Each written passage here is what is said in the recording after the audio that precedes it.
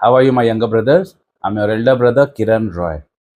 Today, I've brought for you a very crucial topic: how India can become the golden bird again. See, each and every Indian dreams of becoming dominant, our country becoming strong, dominant, like people respect us, the value of our passport increases, the value of our rupee increases. Everybody wants India to be powerful, dominant. But is dreaming enough? Each and every Indian has the same dream. I am very much aware. But is dreaming enough? India is also the country where you will see maximum number of people indulging in religious bias basically. They would prefer to sit in front of their respective gods of their respective religions and pray to God rather than actually slogging their ass off, rather than actually inculcating the skills required, rather than actually hustling. They would rather sit comfortably in their respective places of worship and pray to God and beg to God for things to happen without putting any effort towards whatever he's asking for, towards whatever he or she is asking for. Because even women are they are equally the culprit. It's not as if only men are doing this, even women are doing this. In fact, in certain cases, more so for the women. So, you only tell me, is dreaming enough or is action the actual need of the hour? So, in today's video, I'll be breaking it down completely for all of you how we can make India the golden bird again. If you gain anything from my content, feel free to drop a super thanks, which will be given away for charity. If you have any requirement for lawyers, investigators, detectives, music classes, and if you want to do a one is to one counseling with me, you can you can just DM us on Instagram. My manager will do the needful. You can also take my Be Charismatic course in this very channel, and Be Charismatic course in my Hindi channel, and Be Millionaire course in this very channel. And if you wish to give any direct benefit to me, you can just drop a 5-star rating for my Google page, which is Kiran Roy's Guitar Studio. So now let's dive right into our subject for the day. So my step number one is masculinity and discipline are the foundations. Masculinity and discipline is what builds the foundation. But unfortunately, just look around. From wherever in this country you're watching this video, just look around. Can you see masculinity and discipline at all? I'm not asking you for like huge deal of masculinity or discipline. I'm just asking whether can you see even an iota, even a small amount of masculinity or discipline when you look around? No, right? But this is the number one requirement if we wish to make India the golden bird again.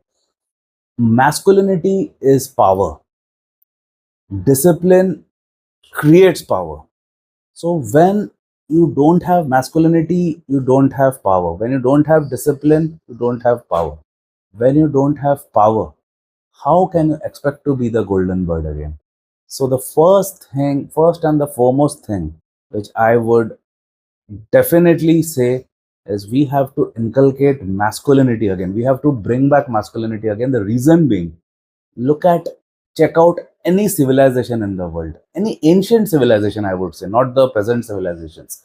Just go back a little bit in history, check out any civilization. You will see one thing common: the entire successful civilizations of the past was built on masculinity. It was the masculine men who would provide.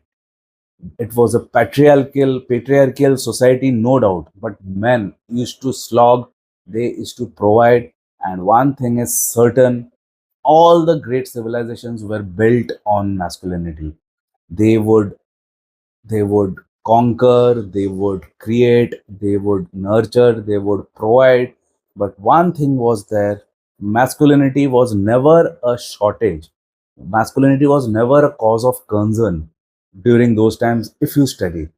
So it's a no brainer that masculinity is the number one requirement if you wish to see any progress in any kind of civilization. If during those times, if civilizations flourished due to masculinity, you can very well know, you can very well see that even now we can have that same result if we had that masculinity and discipline.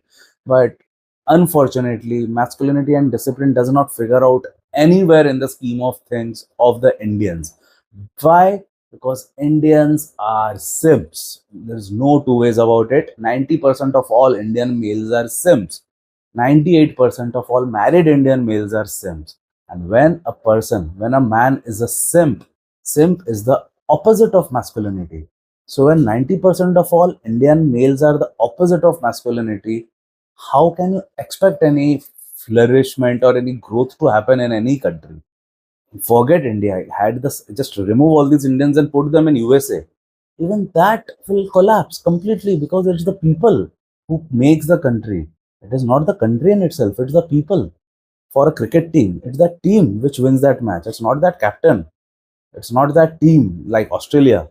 It's not that name. It is not that Australia. It is the players, the 11 players who will be playing on the field. It's not Brazil World Cup if they win the World Cup in football. It's those 11 players who are doing the hard work in the field, who are getting the cup. So you can get the idea. It is the people, the team, the country. It's only as good as the people.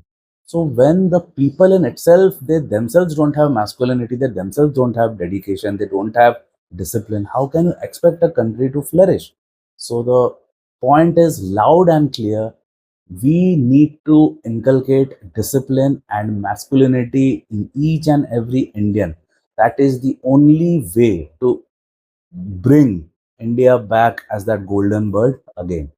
So basically, if you ask me, a strong nation needs strong men, not simps, not cowards.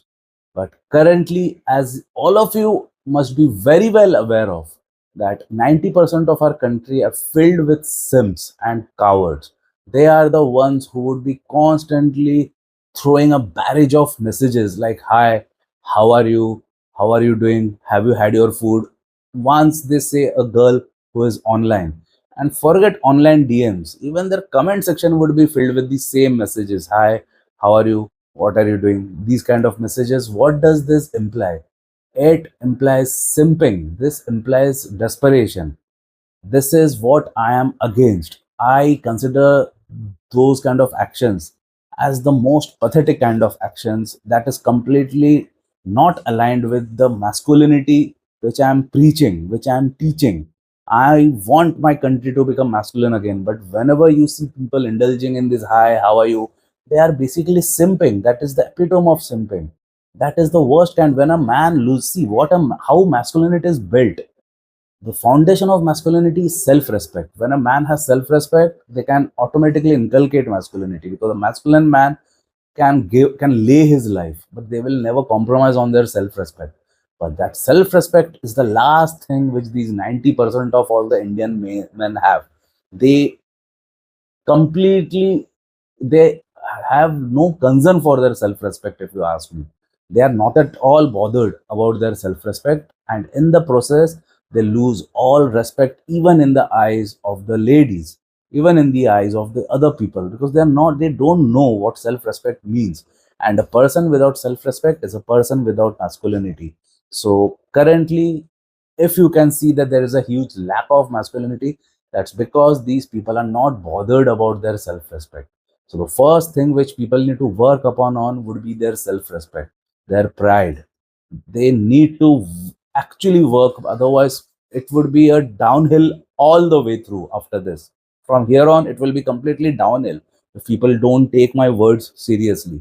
Trust me. My next step is stop worshipping the West and weak ideologies. I have done in depth research on the West, which I have been saying on my Hindi channel as well. I made one revelation. I don't think anybody else has ever said that. I said that what USA had gone through 30 years before, now they have come full circle, because even they had started like drinking, smoking, promiscuity, high body count. Now they are reaping the brunt. They are paying the collateral damage which has done. Now they are aware of all the damage which has been done.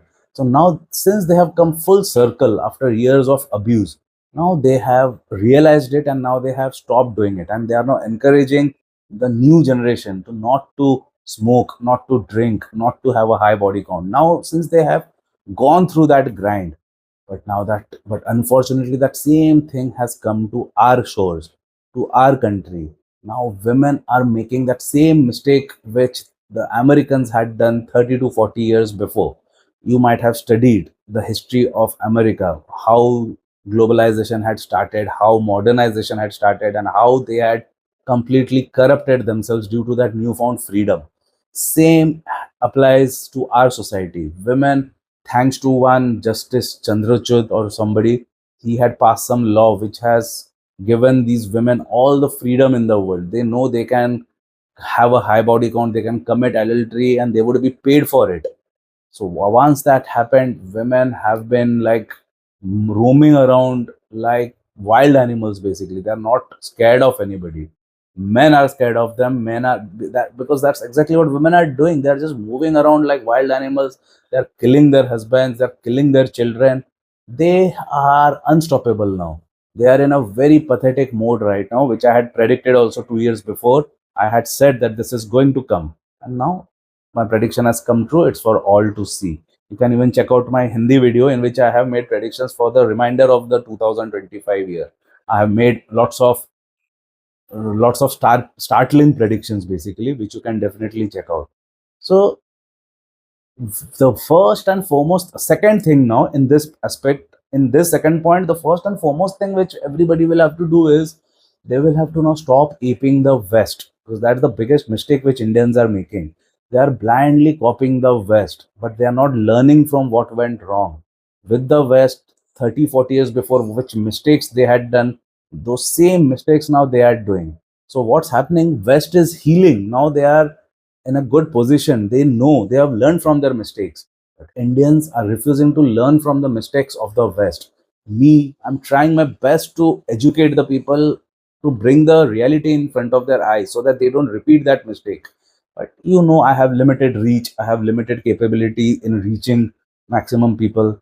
So at best, I can give you the actual picture of the society, and the actual picture is not very good, I'm afraid.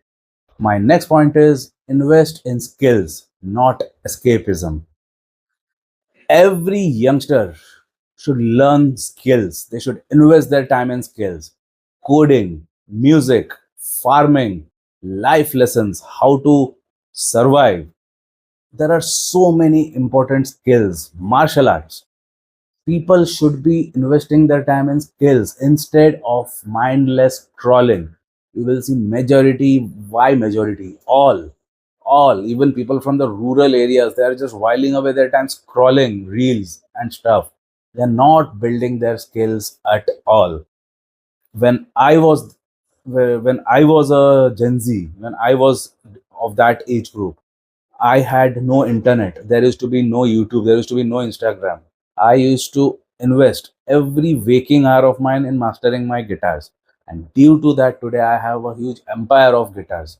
I have a guitar factory. I have a chain of music academies. I have a chain of music guitar showrooms. I have students from all over the world learning from my academy, from me basically. Why was that possible? Because instead of blindly following the herd, because even that time, though there was no internet or nothing, the herd, they had other means of wasting away their time.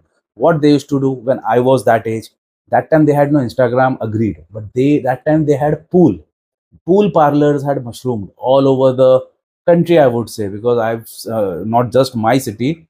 Earlier I was under the impression that that fad had come only in my city, but later I realized it was like throughout the country, be it any corner of the country. Pool, every 5 5 10 10 minutes distance, you would see one new pool parlor. So all the youngsters would rush to play pool. Then after that came cyber cafe. Guys would, I'm talking about when internet was not there. First it was pool parlors. Then instead of pool parlors, that fad went away. Then then started the advent of cyber cafes. in which there used to be lots of computers. You could go there and access the internet basically by paying a price, by paying an hourly price. When I used to go there, because that time we did not have internet at our homes. Then soon after that, we our fathers, because that time we were like very young, so our fathers brought us the first desktop computers, because that time there were no laptops. There used to be huge desktop computers. So my father bought the desktop. Then we used to have the dial-up connection from the phone lines. From that we used to access internet. So what I mean to say is, even during that time, guys of my age, they would be playing pool, they would go bowling, they would go to cyber cafe to watch porn. Basically that time cyber cafe was the biggest place to watch porn. So all guys of my age group, they would just indulge in these things, whereas I would lock up myself in my room, like actually like a maniac. I would practice my guitars for hours altogether, up to 12, 14 hours also I would practice my guitars, because I had to prove something. I wanted to win that title, which eventually I won, because there used to be this Mood Indigo Battle of Bands competition in Powai, in Mumbai IIT. Mood Indigo would be the name of that festival, and anybody who wins the best lead guitarist title would be declared as the best in the country. The reason being, bands from all over India would come there to participate. So when I had participated, 44 bands had participated from all over the country, and beating all of them, I had won the best lead guitarist award, which catapulted me into that next top level. And since I reached that top level, Mumbai Bollywood started calling me and offering me lots of assignments in terms of their for their songs. Basically they wanted hook lines from me for their songs, which I did, and some of my hook lines are like are famous till this date. Even when I go to clubs to meet my friend, of course, they put on my songs. So till this date, my tunes are played in clubs. In fact, I had gone to Singapore last year again to meet my friend. My best friend Pratik, you must be aware, he works abroad. So we meet somewhere in the middle, in the Middle East or Far East, somewhere like that. So last year we had met in Singapore. So there we went to a club. So there they had put my song. Then year before we had gone to Malaysia, Genting Highlands. Those are who, I mean, you must be aware of Genting Highlands. So if you go to that Genting Highlands, there is this big nightclub. So there also they had played my song. So this is what happens whenever people recognize me from Instagram or somewhere, they put on my song. So that is what I mean to say, that I spent my entire young life practicing my guitars like mad, honing my skills, so that when the actual time of glory came, I grabbed it with both of my arms. I did not, because opportunity comes for everybody. It's you who, it is up to you now whether you grab that. Opportunities are like a rope, it's hanging. It is hanging, it's out of your reach. But once it comes slightly closer to you, that's when you have to grab it and not let it go. That's exactly what I had done. I got that opportunity of participating in the Battle of Band competition, for which I had prepared for by practicing 12, 12, 14, 14 hours each day. And when that opportunity, the rope of that opportunity came, I grabbed that rope. I passed with flying colors. I won the best lead guitarist award, fighting among 44 bands from India. And after that, students from all over India started lining up, camping in front of my house, demanding to learn guitars under me. They would say, I want to learn guitars, because that time I was only a guitar player. I would tell them, hey dude, I'm just learning myself, how can I teach you? Yes, I won the best lead guitarist award, but I'm still a student, I'm learning guitars, I'm not a teacher. But they would have none of it. They all used to tell me, no sir, we have come from another state, other city, we want to learn only from you, because we saw your performance and you were mind blowing. We want to learn only from you. And that is how first I started teaching in my house. And when I saw the numbers swelling with every passing day, I started my first official music academy by the name of Guitar Hall in a proper commercial establishment. So you get the picture. People should be developing their skills. It can be coding, it can be farming, it can be anything. There are so many skills. I learned, I was from the, as an, I'm a musician. I developed my skill in the music realm. But that does not mean you have to be a musician. There are so many skills. Copywriting is a skill, coding is a skill. Learn some or the other skill is what I would say. Don't waste your time. So youngsters, if you're watching this video and if you want our country to be the blue bird again, you have to stop scrolling and wasting your time. You need to develop your skills. No two ways about it. I personally, if you ask me, I'm not a fan of education. Though I have an electrical engineering degree, I also have a double master's degree from Trinity College London in Western classical guitars. But still, I till date I never had to use any of my degrees. Till date, nobody asked me for my degrees, and I never, from my electrical engineering degree, I did not earn a single rupee in my entire life. Whatever I've earned, whatever empire I've built, was only based on my skills. Till date, nobody even though I run a music academy, still nobody asked me for my Trinity certification because my skills are more than enough.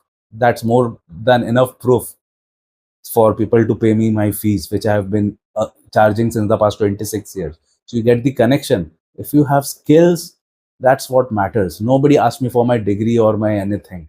So the picture is right in front of you. So though I'm not a big time fan of degrees, but always have a backup option. Always have degrees.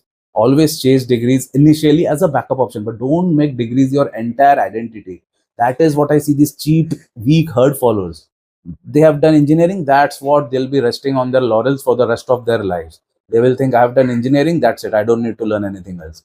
But that's the biggest mistake. Every day, even till this date, I'm constantly updating my knowledge, which all of you are aware of. That's the reason why I'm able to sit here and make videos for you.